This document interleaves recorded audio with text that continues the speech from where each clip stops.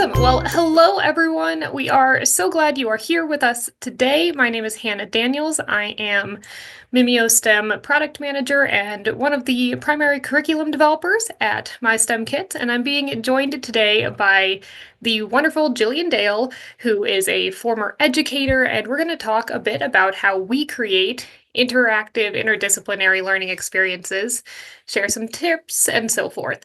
So, Jillian, why don't you start us off with just sharing a little bit about your classroom experience and what cross-curricular lessons and activities sort of did for your students? Sure, I'd love to. So my name is Jillian, and my background is primarily in elementary education. So I started out my career as a fourth grade math and science teacher, and then eventually moved into teaching fourth through sixth grade STEM, and then moved into teaching kindergarten through eighth grade STEM. And so when I moved into the STEM roles, some of my students I had already had in, fourth grade classroom. And I noticed that when they moved into, doing different things with STEM, there were different skills that I could pull out of them. And I think it was a lot to do with the interdisciplinary approach and cross-curricular. They weren't really, they didn't know that they were using some of the skills that they may have been lacking in the core academic classes. So it was nice to have that experience with the students. So yeah, that's why I always like to do that because you can bring out, different intelligences in kids that they may not know that they have. I think that is such an important part. It gets the kids excited, it gets them inspired. As we go through this, I forgot one little housekeeping sort of thing, which is please be part of this conversation. Type in the chat, let us know why it matters to you, what you want to learn from today, and feel free to share your own experiences, ideas, and so forth. So, Jillian and I are going to be talking, but we want to hear from you all as well.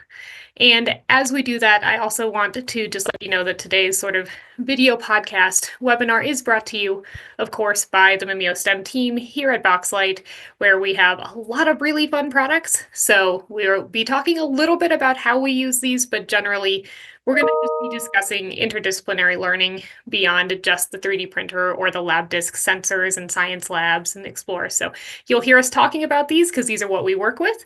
But of course, all interdisciplinary, any technology, no technology is on the table. So I do see we already have some chat activity. Aw, Jillian is the best. I completely agree with you, Janelle. No, Janelle, you're the best. All right, so speaking of Jillian being the best, why don't you share one of those activities that you were talking about, those interdisciplinary ones you did with your students? Sure, I'd love to. So one time my school had purchased a bunch of drones, and they were very basic drones, but the students had the ability to use block codes to actually fly the drones. And so after the students kind of got comfortable using the drones, using the block codes, I gave them a challenge. We were reviewing, basic polygons in math. And I said, do you think that you can get your drone to fly in the pattern of this particular shape?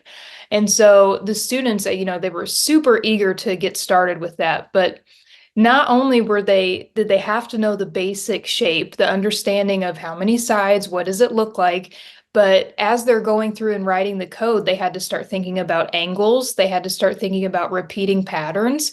So the students, as their trial and error basis, they would write the code and then have the drone turn 90 degrees. Well, they realized that they were just creating squares and rectangles. So they had to adjust their degrees, get a little bit more precise with it. And as they were going through that complete engineering design process, because nobody got it right on the first one, they're working through, going back through the codes, figuring out where they went wrong, what they can improve.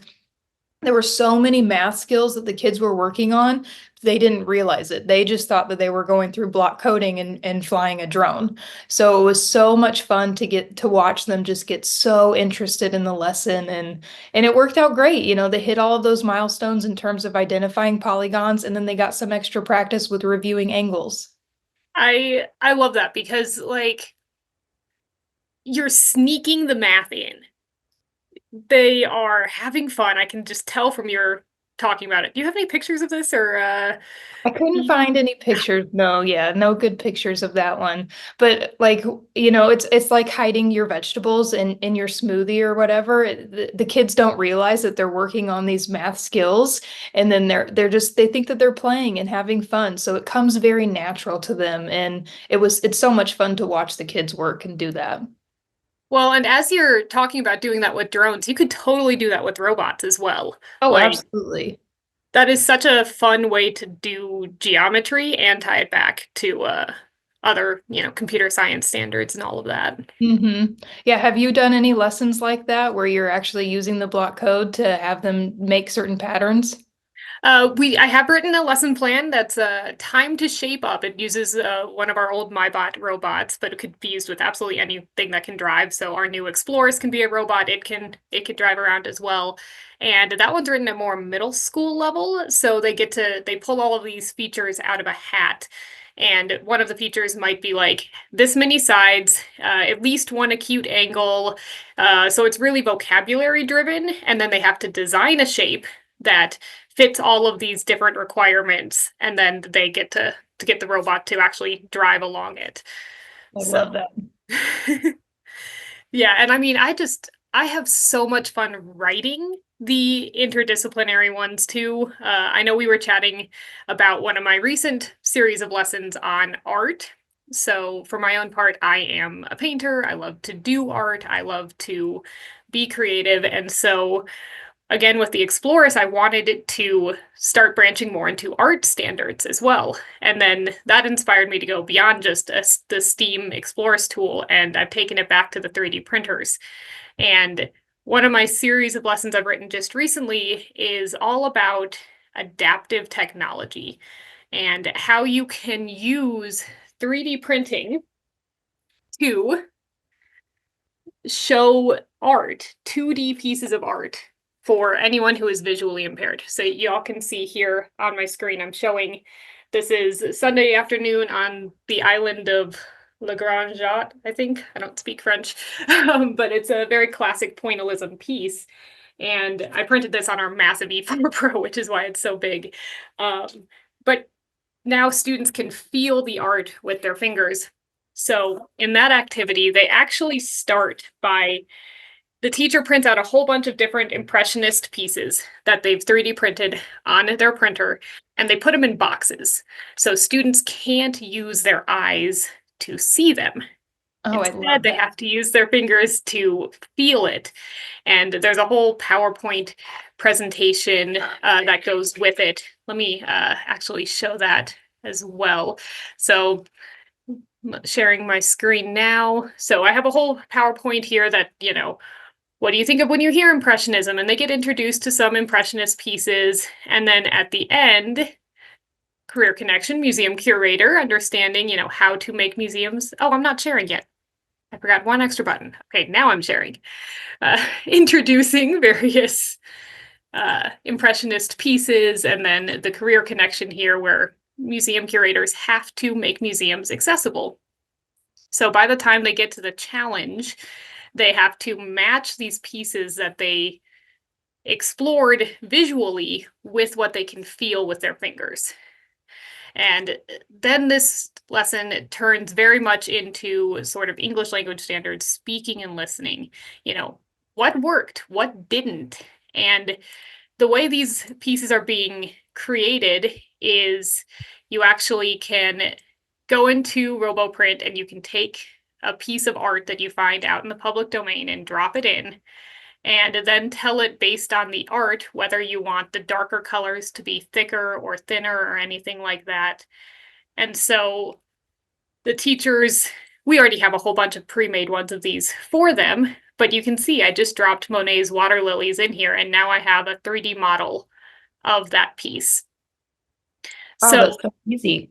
yeah, it is really easy. And the problem is it is very cool. It works well for some pieces. It doesn't work great for others. Like this one is really hard to actually tell what's going on with your fingers.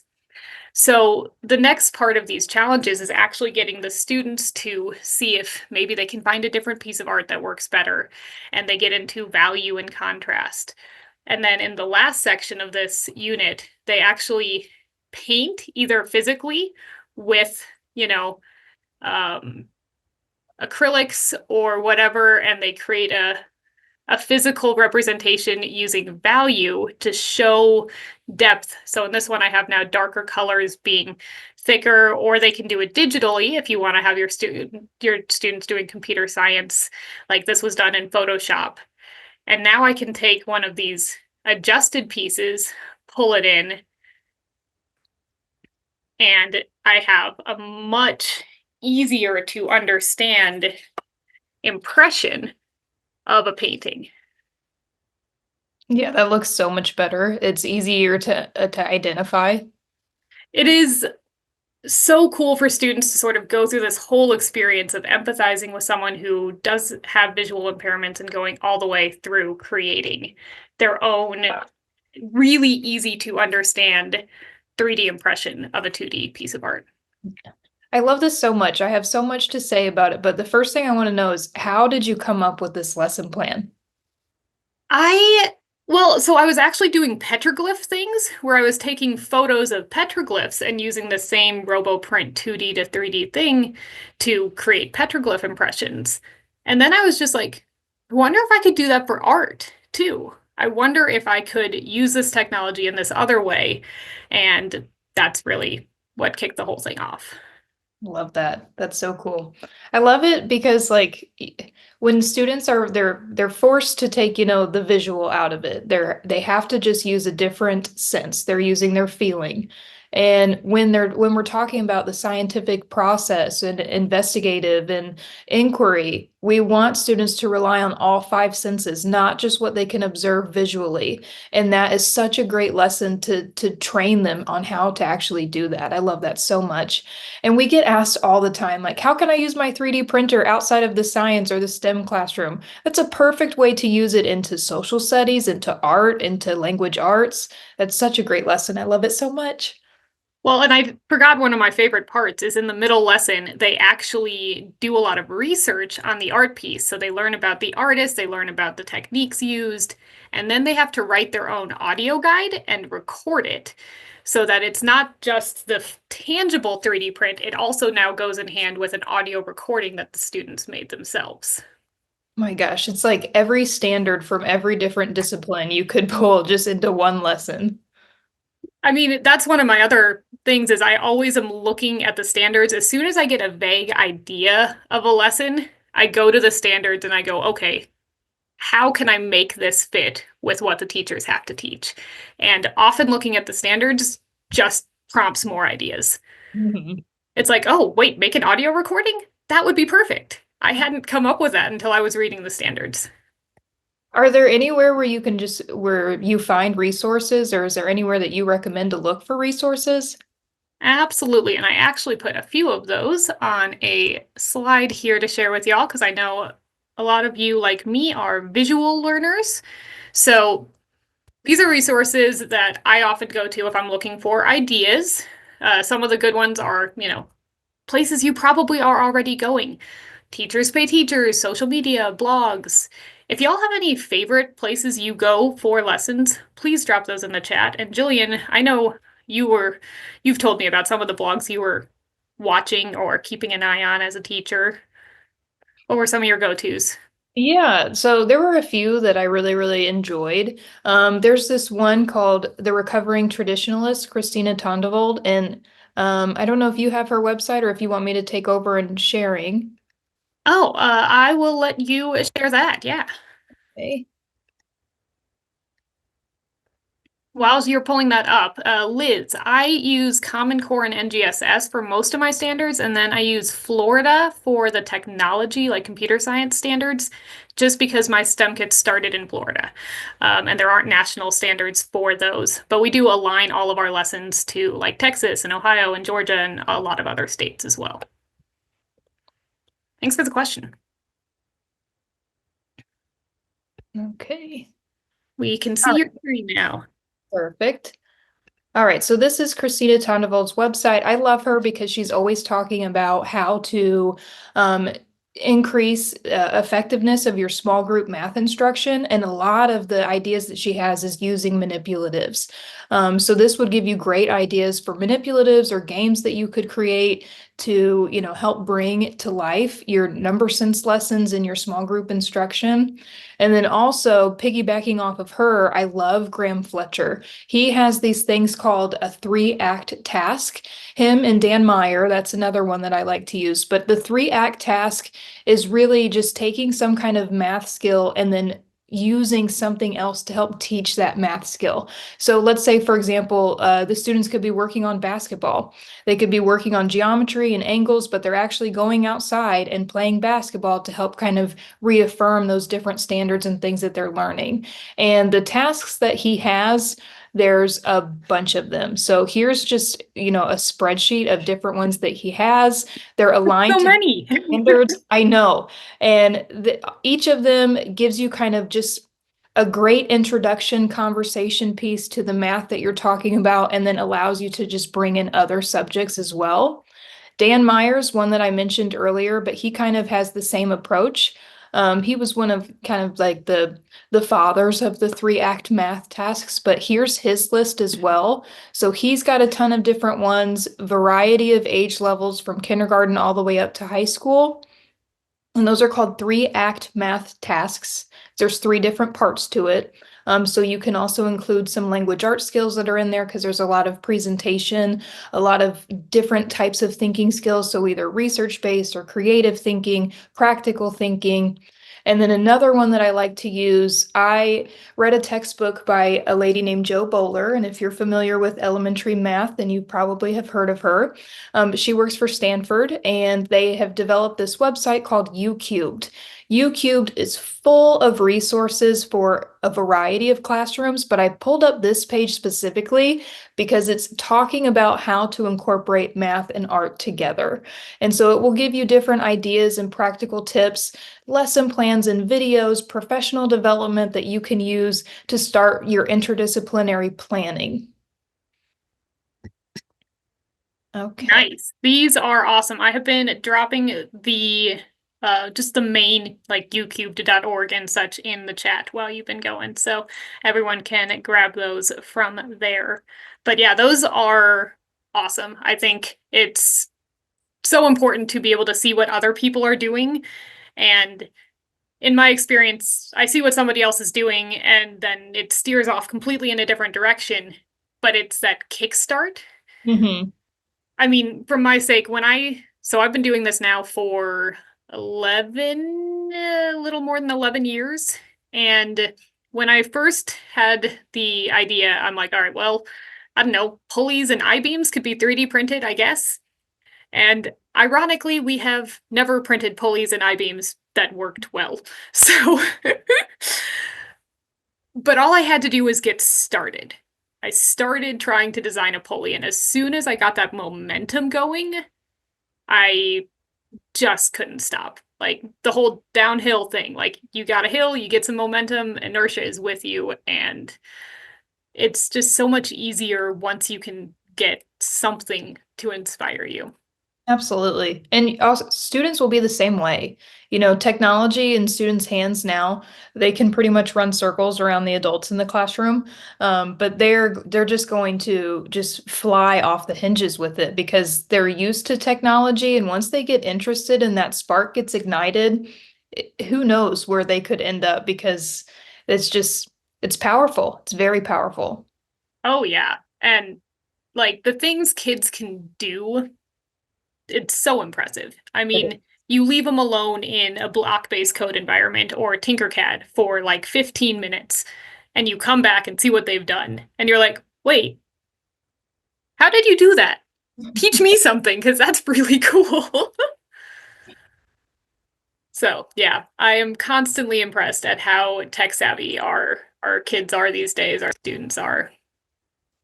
So a few other resources. Uh, Other great places to look that I go to, especially on the 3D printing side, are the public libraries of Thingiverse, of Sketchfab. You can go and search by topic, by education. You can look into art or artifacts or museum pieces, lots of different things there. And again, most of like these are two free websites that have just hundreds and hundreds of things that other people have done. Same thing, Tinkercad. This is one place we've talked about a few times for 3D designing. That's what they are known for. But if you actually go to Tinkercad, uh, and you're in, oh, of course, one moment. I'm constantly in here. But if you go into their projects tab, you can find a whole series of free lesson plans. Oh, hey, look, that one looks a lot like my project.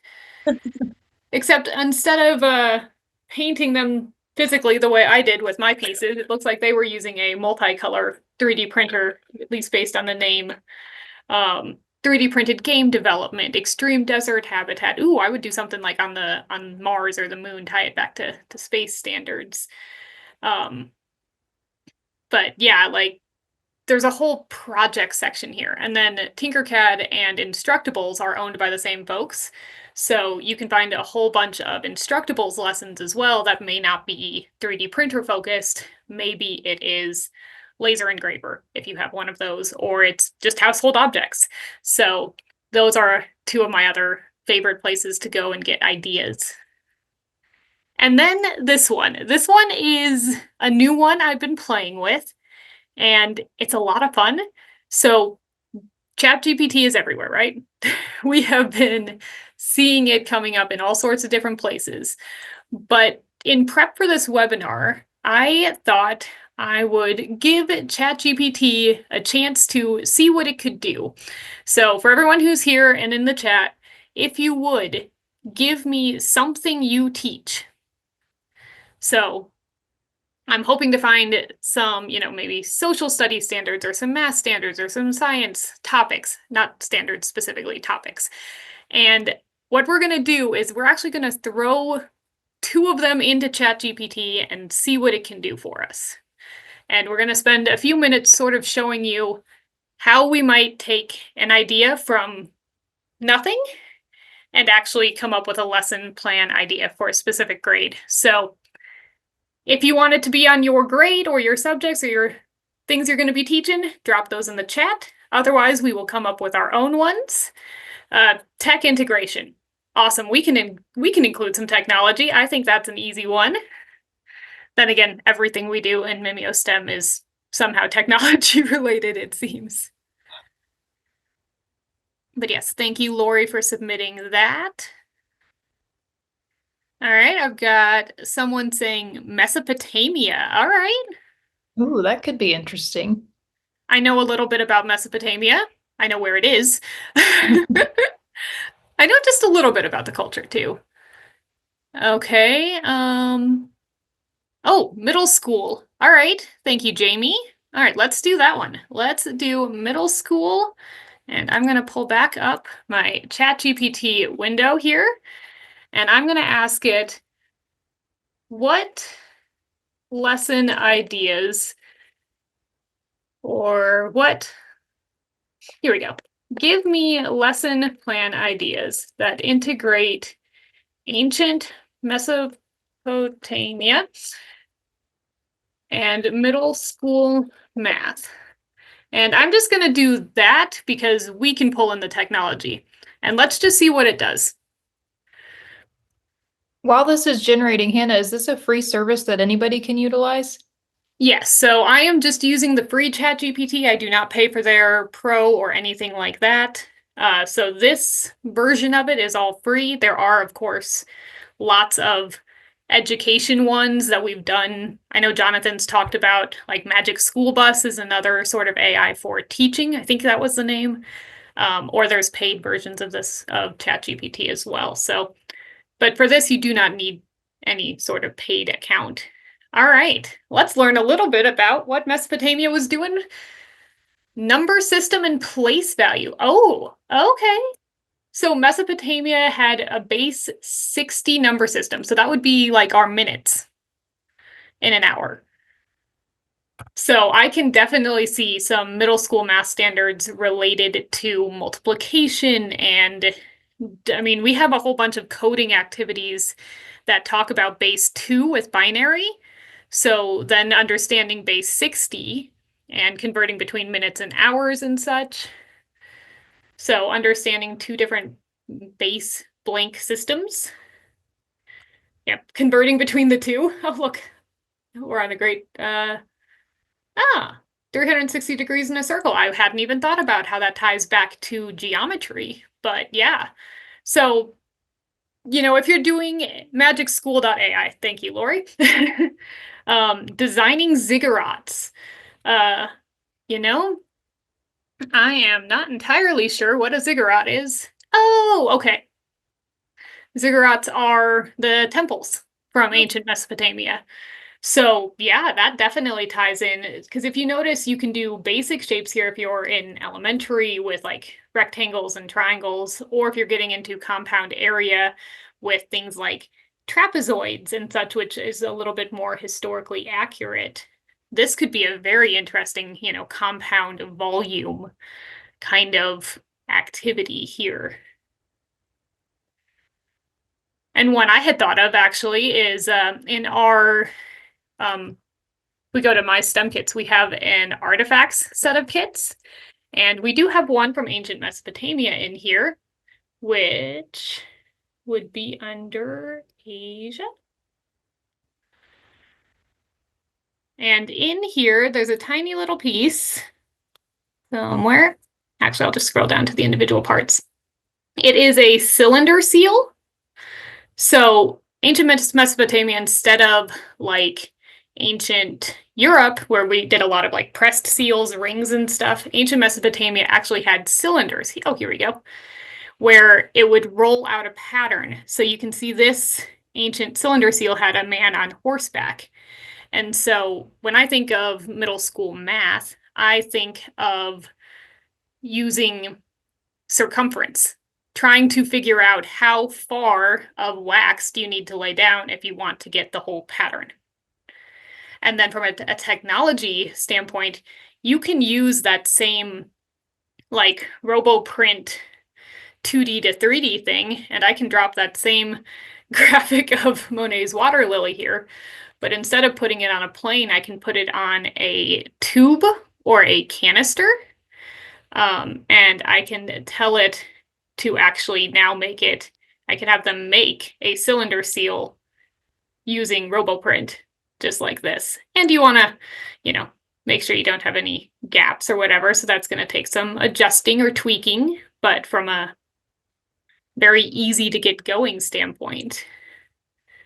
That's so cool. I love that because like I remember, even as a fourth grade math teacher, I was having students create dioramas and, they're going to Walmart, they're going to Michael's and they're buying all of these little trinkets to put in there. If they could 3D print them and actually really design what they wanted to have in their diorama and it be an accurate representation of that biome or that area, like the learning skills they're just going to click a little bit better. They're going to have, a more accurate representation of what that habitat should actually be rather than just, figuring out, okay, what animals are on the shelf at Walmart that will fit into this. I love that.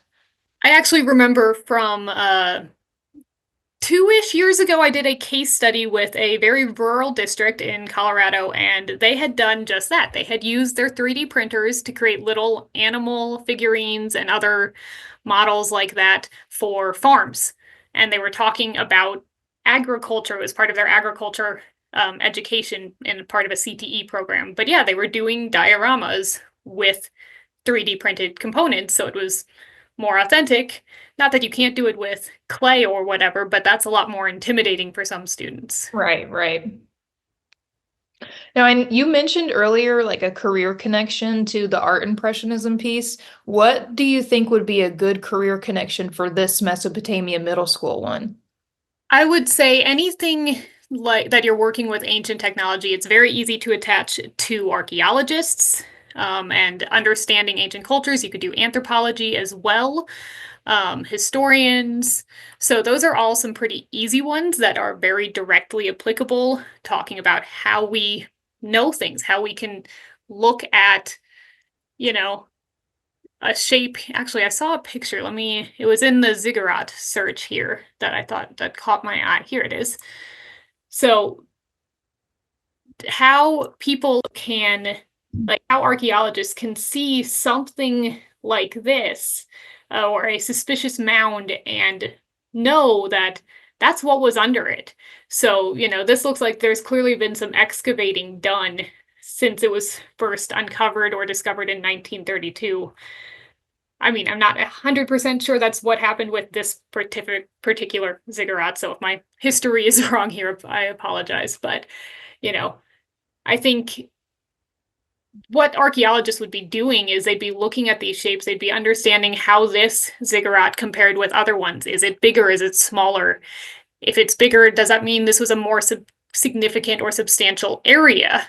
Like, was there a metropolis here? Why was this ziggurat built here?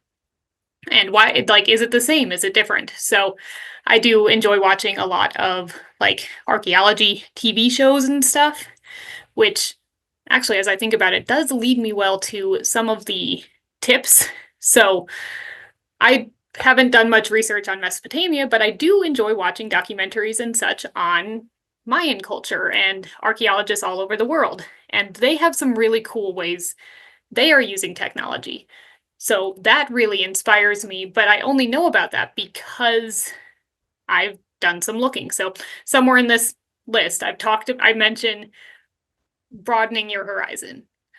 But another practical tip I wanted to mention is partnering up. I live and think and breathe math. That is what I default to, which is why when I heard middle school, I went math. Jillian, what is your, go-to topic, would you say? It's also math for me. So I go back and forth between math and science, but I just have the math brain, and I'm always thinking, I could turn this into a math lesson. Yep, I feel that. I would say my other go-to, my other, in addition to a math brain, I have a lot of social studies interest, but that only developed as an adult. Like, I have a lot of interest in World War II, in, you know, ancient Maya and cultures and things like that. And so finding someone who has a different default. I remember a few years back, I was working with Jim Christensen from the Share Space Foundation, who we partnered with to do a bunch of robotics activities related to space because they're part of Aldrin Family Foundation. And he's was like, okay, I'm doing this lesson or this series of activities called Home on the Moon. And you can actually find that in my STEM kits now. But he's like, what would you do as a lesson plan if you were trying to build a settlement on the moon? What standards would you hit? And what activities would you do? And I rambled off like 5 or 6 lessons. And he's like, huh, every single one of those was a math lesson. I have only thought of science lessons. This is excellent. So, yeah, finding someone who's going to default to a different standard set than you are is great for this. And you, especially if you're in the middle or high school level, when are they teaching their things? When are you teaching yours? And you can do cross-curricular things. We have a lot of success with that, especially in math and science, where you can kind of find a co-teacher who will work on, you hit each other's standards while you're going through your own lessons. Mm-hmm. And then I think this one might be, yep, start with the subject you are less comfortable with. So I will come up with math ideas. I cannot help that. So if I'm looking through standards and I'm trying to come up with an activity that I haven't already got inspiration for, I'm probably looking at science standards or language arts, those areas that I'm less likely to think of on my own, and then finding a way to connect it. Yeah, I'm the same way. So I would typically start with like a social studies standard and think like, okay, how can I teach this so that it's engaging and that we're hitting other skills too as we're learning social studies. And sometimes it's kind of tricky for teachers now because the way that schedules are set up, they may only do, 6 weeks of social studies and then 6 weeks of math. So there's a lot to cram in there. So if you can start thinking about well, I can, hit this standard in my math lesson, but we're still discussing this social studies standard. There's ways that you can spread it out. Yeah, it gives you more, it like sneaks more time into your schedule by doubling up. Hmm. That's really smart. I hadn't thought about it from that standpoint. Yeah. And when you're talking about, partnering up with a teacher, one of the things we learn about as we're becoming teachers is students' funds of knowledge is what they are called. And it's all about, what interests your students. And, if a student's father is a mechanic, they're probably coming to school with a little bit of knowledge on, automotive cars. And the teachers are going to be the same. So think about your peers and what background that they have and try and pull those different funds of knowledge out of your colleagues, and that's going to help you be more collaborative as well. I completely agree. I had, the first 5 or 6 years of my time with my STEM kids, I spent at FSU in their Department of Research on STEM. They were the original curriculum developers for my STEM kids, and they wrote the first couple hundred of our lessons. And just being surrounded by these former educators who were using the research to write the lessons and hearing them brainstorm and talk to each other and come up with these really fun activities and ideas, that's what got the ball rolling for me. That initial, break into inertia was just being surrounded by people with that kind of creativity was fantastic for developing my own. I love that. And the students will feel the same too. Yeah, if it's fun for you as a teacher, it's gonna be fun for them as a student. Absolutely. Not And 100%. Everyone has their different preferences, but you can never have 100% of every activity has all students excited, but maybe someday. Here we go. Seek out new knowledge. I knew it was in here. So I've talked a little bit about, some documentaries and things I like to do. Obviously, podcasts are a great resource for learning new things about the world. I tend to find myself looking at historical things because that's a newer interest of mine as an adult. Books are also great, especially if you're reading anything that's, nonfiction as a great way to learn about the world. And I put a couple pictures in this one. Many of you who have attended our webinars and stuff in the past have probably heard the story of Shelley Emsley, but she has one of our coolest stories that we've heard about. So we always share it. And hers got started with a documentary. She learned about how coral reefs were disappearing and she got inspired. And out of it came such a cool interdisciplinary lesson, which was students were video chatting with a coral reef scientist. So that's a whole bunch of like language arts, listening, speaking standards. And then they 3D modeled and printed their own artificial coral reef structure. So that's technology, that's design, and all of this is science. And then they actually were able to provide the files back to the coral reef scientist to install them in a reef where he was studying. So this is their pieces after they've been underwater for a little while. And you can see that, algae's growing on them and they are starting to create this underwater environment. And she's based in Montana. Like, it doesn't have to be directly relevant to your part of the world. right. A landlocked state working on the coral reefs. Yep. And then just from a technical standpoint, like Jillian was talking about with, you have these set schedules. If you do have some flexibility, if one of your subjects is more flexible to rearranging than the other, try and plan around the one that isn't flexible and see what you can fit in from there. So, obviously with math, it's kind of linear. You have to build up knowledge. Whereas maybe history, you have to cover ancient Mesopotamia, and you have to cover World War I, and you have to cover Civil War. I don't think you cover all those three things in the same grade, but that's besides the point. But those don't really talk to each other or relate to each other, so you could do each unit in a different order. That's something to look at as you're planning out your entire semester. And you can maybe rearrange or rework in the middle of the semester, but that's more of a as you plan ahead kind of topic or suggestion. And then, the last thing is just try different combos. If we had gone to ChatGPT and gotten nothing, try something else. Like it shouldn't feel forced, it should feel natural.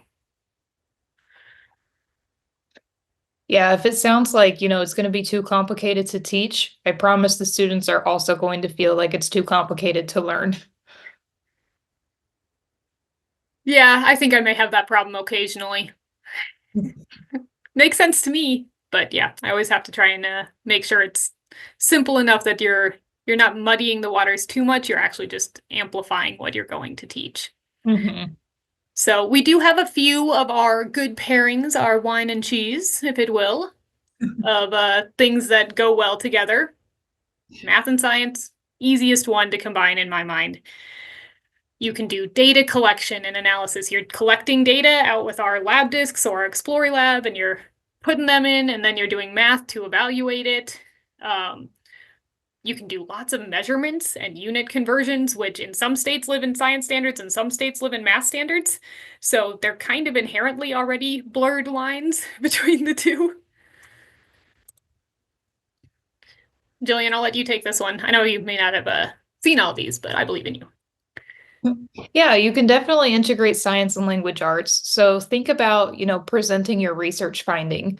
If students, they're going to have to go through, they're going to have to analyze their data, come up with a conjecture to summarize, what they're finding.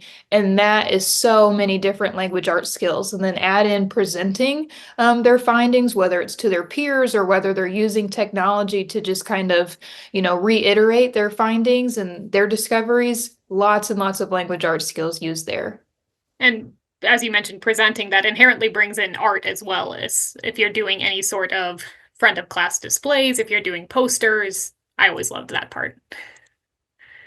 Uh, Math and social studies is actually a really easy pairing, as we sampled with our Mesopotamia one. But, scale models is one really easy way to hit middle school standards. Scale conversions, how big was the real thing? Talking about math they used at the time or they developed. It's so interesting, trying to be like, oh, they invented this. I didn't know they were the first guys to use multiplication. I think when we were sort of I was testing ChatGPT. I did something about ancient Egypt in like fourth grade math, and it was something like they invented or one of the earliest users of fractions, and they had specific hieroglyphics on fractions. And I'd never known that, but like that was a really cool thing that I learned when I was testing out ChatGPT. I love Uh, that. Thematic word problems. Word problems are hard. They are a challenge for students, but if you can tie it back to other things they're already learning about, it can help them work through the mess of a word problem. Mhm.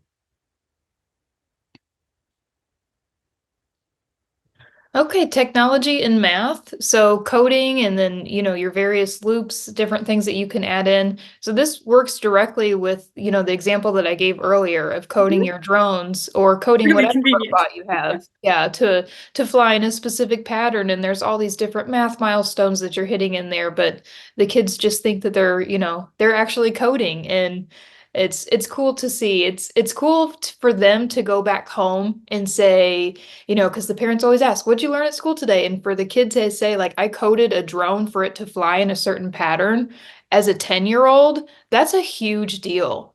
Like it brought their confidence and their self-efficacy up and it made them, excited and eager to try things that they may have been a little nervous to try before.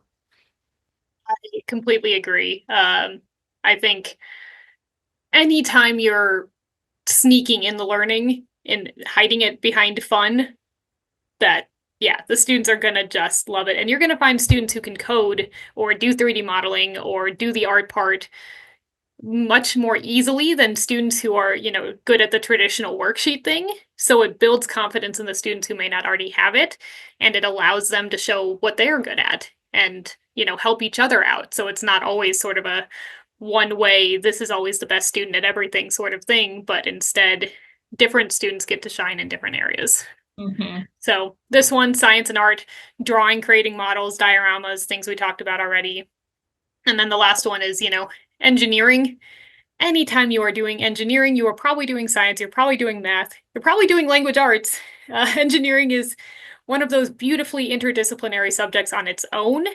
So, anytime you're doing 3D design, it's geometry, it's measurement, it's, you know, And then the last thing I have on the language arts side is, you're collecting your data, you're evaluating it, or you're evaluating yourself, you're evaluating your peers, you're presenting your results, same as with the science side and research. So, Mhm. you know, these are some of the really easy pairings we wanted to share with y'all that are kind of a good place to get started if you weren't sure where to start. So that is it for today. These are our emails. I will also drop mine in the chat, Jillian. I will let you drop yours in the chat.